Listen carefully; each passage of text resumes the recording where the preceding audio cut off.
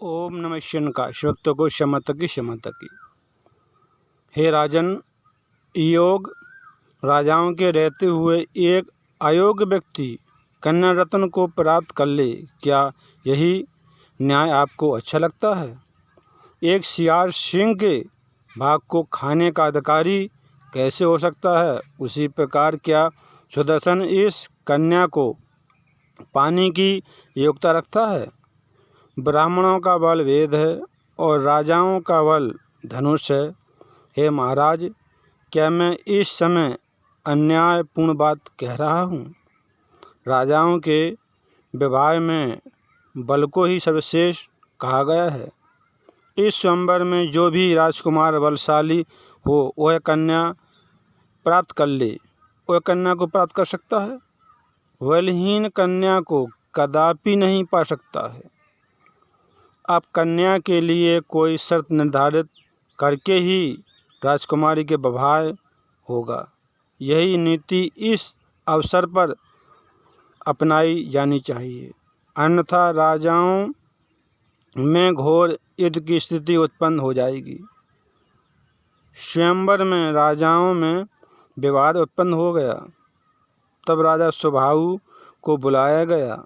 राजा सुबाहु ने सभी राजाओं से कहा, हे राजन, आप अपने मन में अपनी कन्या को किसे प्रदान करना पसंद करते हैं?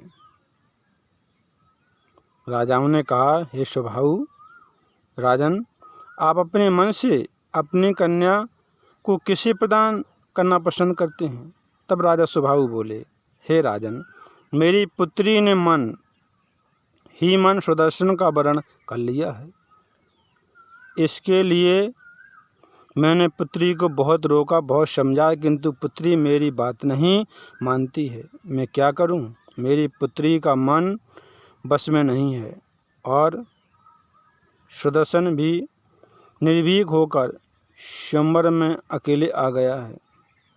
इसके बाद सभी वैभवशाली राजाओं ने सुदर्शन को बुलाया। शांत स्वभाव वाले सुदर्शन से राजाओं ने सावधान होकर पूछा, हे राजकुमार, तुम्हें इस स्वयंवर में किसने बुलाया है? तुम इस स्वयंवर में अकेले ही चले आए हो।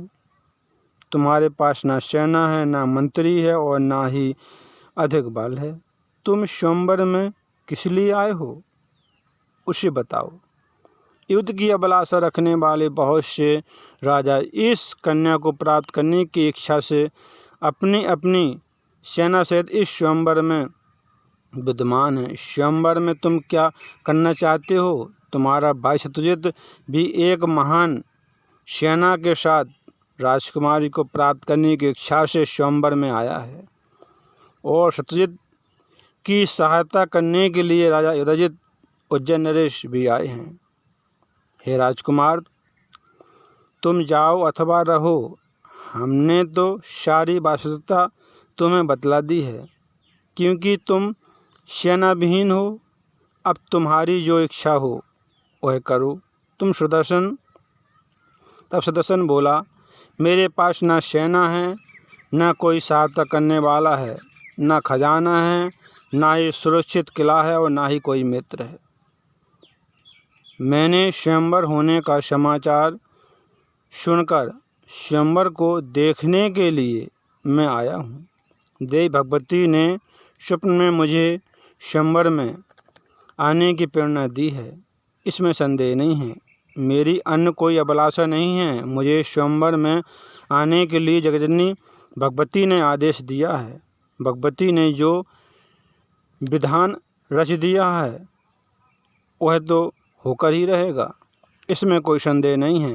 हे राजन, इस संसार में मेरा कोई शत्रु नहीं है, सभी मित्र हैं। मैं अब सब जगह जगदम्बा भवानी को विराजमान देख रहा हूँ। जो कोई राजकुमार मुझसे शत्रुता करेगा उसे जगदम्बा भवानी दंडित अवश्य करेंगी। मैं तो वैरभाव जानता ही नहीं हूँ। जो होना है वह अवश्य होगा, उसके विपरीत कुछ भी नहीं हो सकता है।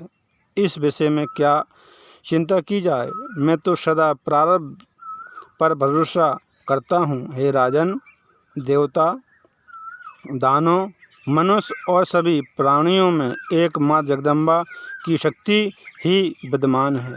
जगदम्बा के अतिरिक्त दूसरा कोई नहीं है। हे राजन, जगदम्बा जिस भी मनुष्य को राजा बनाना चाहती है उसे राजा बना देती है, और जिसे निर्धन बनाना चाहती हैं उसे जगदम्बा भवानी निर्धन बना देती हैं। इसमें कोई संदेह नहीं है। तब भला मुझे किस बात की चिंता है? ब्रह्मा, विष्णु, महेश सभी देवता भी उन महाशक्ति के बिना हिलने डुलने में भी समर्थ नहीं हैं। तब भला मुझे क्या चिंता है? मैं शक्ति संपन्न हूँ या शक्तिहीन हूँ, जैसा भी हूँ वैसा आपके समक्ष हूँ। हे राजाओं, मैं भगवती की आज्ञा से इस स्वयंवर में आया हूँ। भवानी जो चाहेंगी सो करेंगी। मेरे सोचने से क्या होगा? मैं सत्य कह रहा हूँ। इस विषय में शंका नहीं करनी चाहिए। जय हो अथवा पराजय हो, मुझे क्षण मात्र भी लज्जा नहीं है। लज्जा तो उन भगवती को होगी, क्योंकि मैं तो सदा भवानी के अधीन हूँ। सुदर्शन की बात सुनकर सभी राजा सुदर्शन के निश्चय को जान गए और एक दूसरे को देखकर सभी राजाओं ने सुदर्शन से कहा, हे साधु, आपने सत्य कहा है। आपका कथन कभी मिथ्या नहीं हो सकता है। महाराज रजित आपको मार डालना चाहते हैं। हमें अधिक आपके ऊपर दया आ रही है, इसलिए हमने आपको सब बता दिया है। अब आपको जो उचित जान पड़े वैसा मन से सोचकर खूब कीजिए। काम करते रहो, मैया का नाम जपते रहो।